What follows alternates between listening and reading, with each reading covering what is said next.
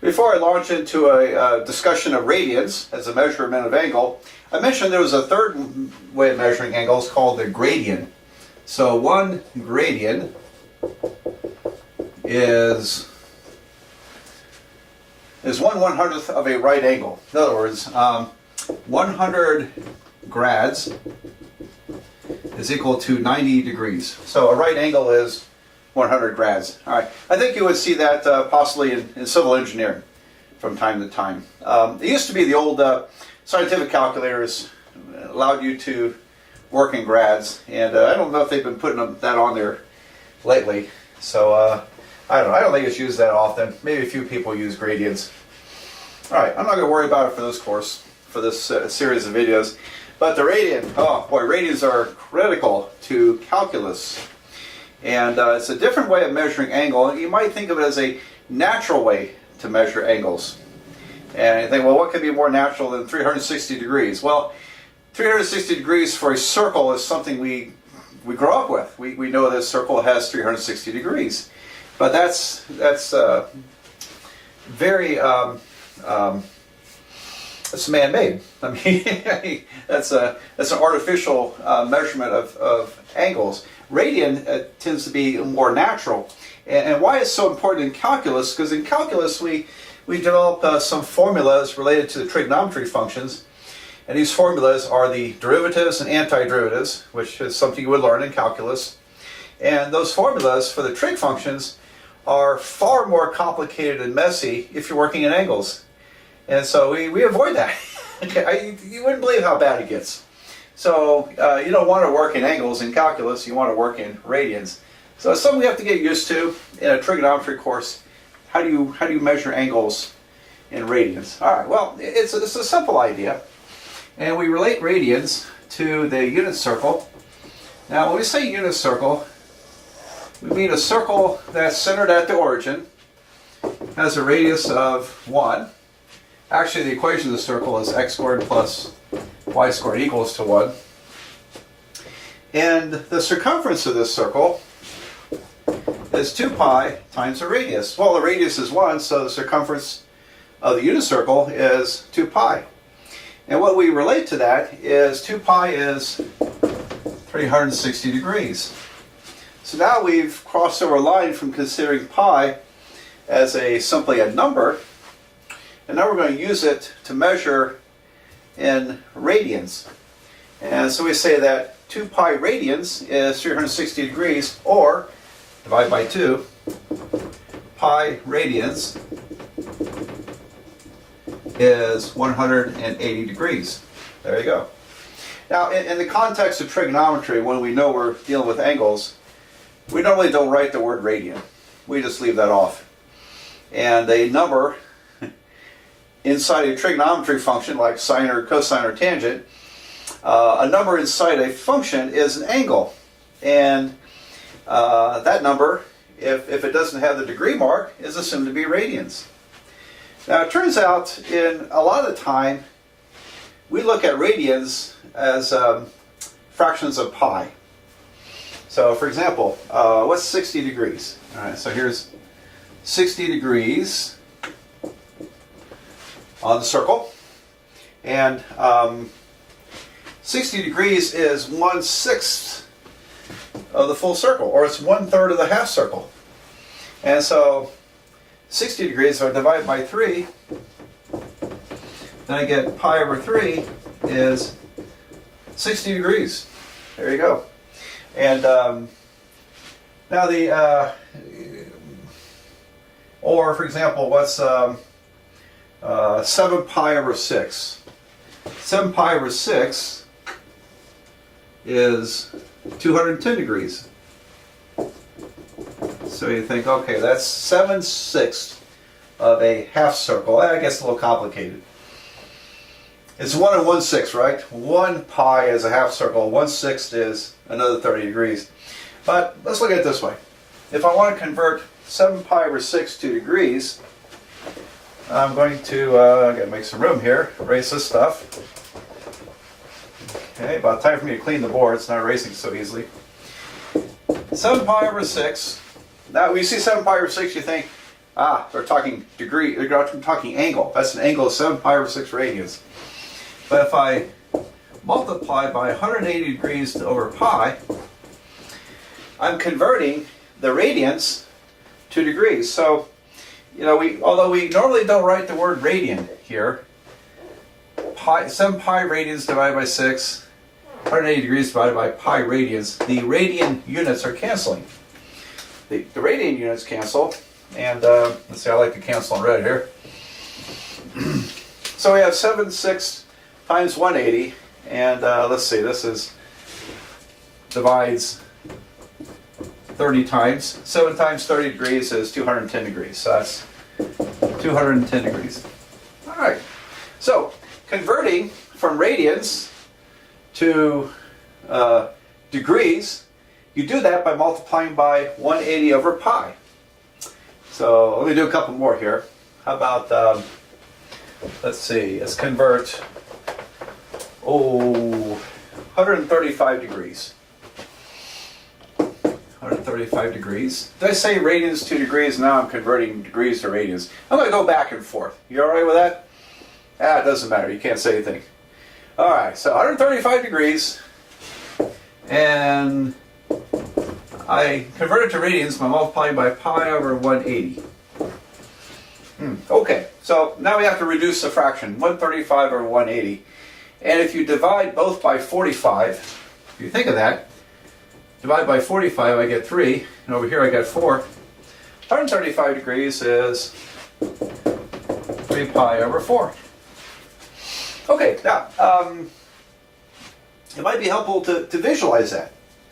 Where is 135 degrees on this circle? I don't know if you've noticed, but I'm counting my degrees from the horizontal positive x-axis and rotating counterclockwise. Okay, so here is 60 degrees. 135 degrees is right here.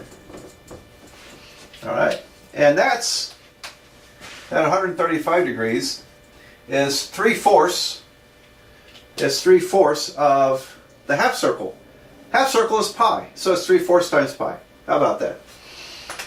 All right, let's do a few more. Kind of get you acclimated to this, and then you need to practice a bunch of these on your own. Make sure you're getting good at going back and forth, because we use radians a lot in this course, just primarily to get you used to radians, so that when you take calculus, it's not a big deal. But another reason is that we can measure things very nicely of radians. Some things like arc length. Arc length is how long is a part of the circle. Okay, and I'll go through that in a different video. It's actually a very easy calculation. But we measure arc length, part of the circle, by using radians. It's a very nice thing. All right, let's play with a few more here. Now, what if I had? Let's see. Let's go from radians to degrees. All right. So how about 11 pi over 6? Okay. Convert to degrees. That would be. Where do I put pi? Well, I want to cancel pi, and pi equals to 180 degrees. Pi radians is 180 degrees, so I'm canceling radians.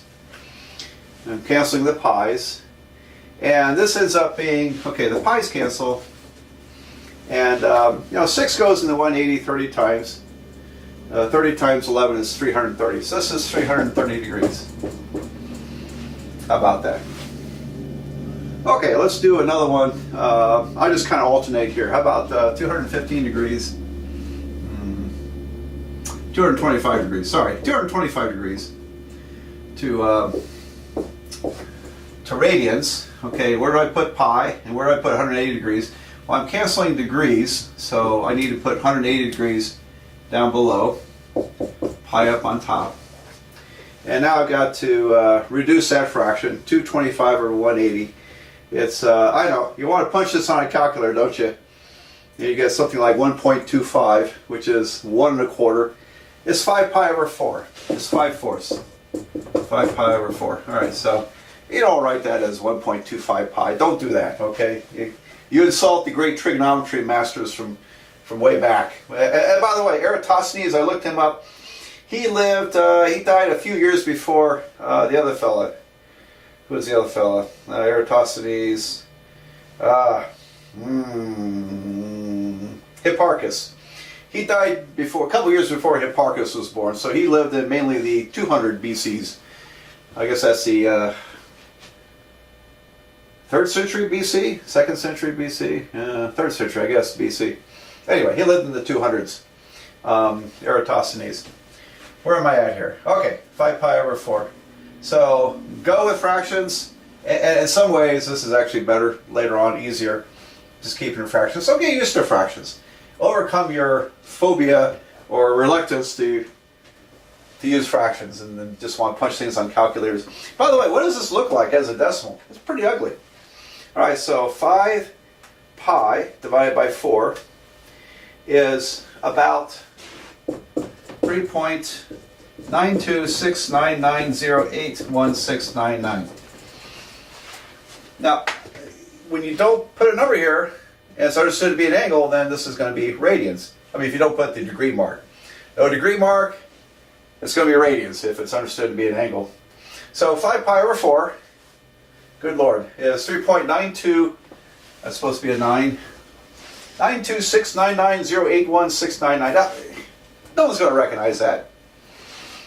5/4 pi. Ah, yes, that's 1 1/4 pi. That's, well, 1 pi is 180 degrees, 1/4 of pi is 45. So 180 plus 45, 225 degrees. You know, we can relate to that.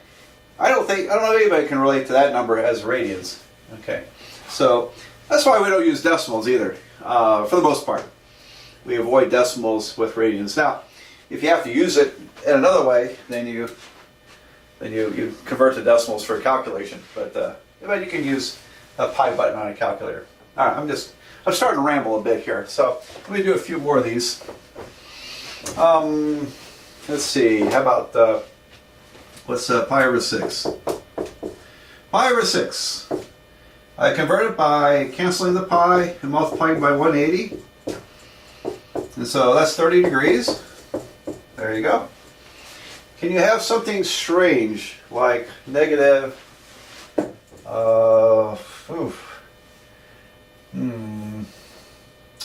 well, how about negative 29 pi over 6?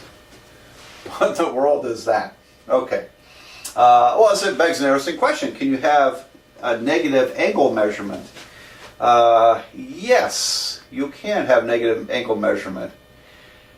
When we rotate counterclockwise on that circle, that's positive direction. If we rotate the opposite way, it's the negative direction. So a negative angle would rotate clockwise. Okay? And that's a big angle. It's going to be more than a circle, more than 360 degrees. So, well, let's work it out. Let's find the degrees. So, how do I convert?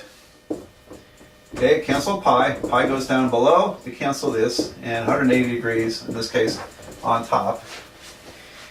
And then, let's see, 6 goes into 180 30 times. What's 29 times 30? Is it 870? I think it's 870. So this is going to be minus 870 degrees. Okay. Do I need to check that? Well, 30 times 30 is 900, right? It's got to be 870. All right. So, what in the world does that mean? Well, it's sometimes we cross over into the bizarre. So, on a unit circle, if you rotate this way once, that's minus 360, minus 720, and then I got 150 degrees to go. There's 90, 60 more. It's about there. So on a unit circle, there's 870 degrees. Negative 870 degrees is down there on a unit circle. Did I get that right? I think I did. Let's see, 150. Yeah, I think that's correct. That's correct. So now here we're looking at the big angle and the negative of the angle as a position on a circle. There's no way we can relate this to triangles. Okay, so anytime you go over, well, once you go over 90 degrees, you no longer can relate trig to right angle triangles, because right triangles, the angles are 90 degrees or less. You can have triangles where the angles are less than 270 degrees, so we can go up to, because, is that right? No, 180 degrees, because the sum of the angles of a triangle is 180. So you can have triangles with 135 degree angles. For example, this triangle right here, roughly speaking, that's 135 degrees. It's called obtuse.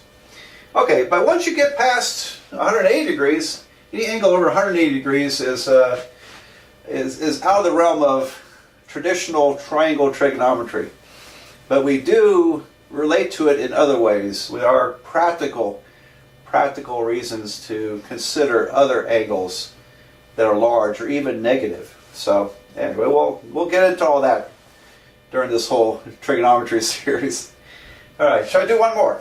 Let's see. We converted a couple of radians to degrees. How about we convert a degree to a radian? So what if I had, let's see.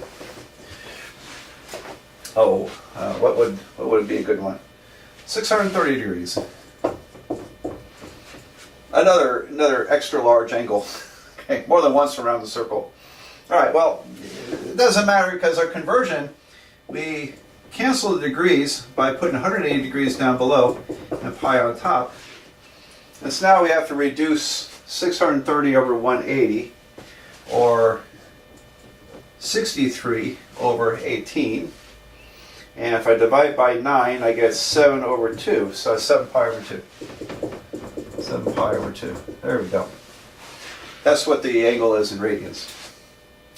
Alright, so a little introduction there to radians. It has some practical application for us in this course. It has enormous practicality in calculus, so it's very important to learn radians. And again, the radians are a more natural way of measuring angles than degrees. I don't know how I can back that up right now, but it feels more natural to me anyway, just based on everything I've seen. Okay, well, let's move on to something else.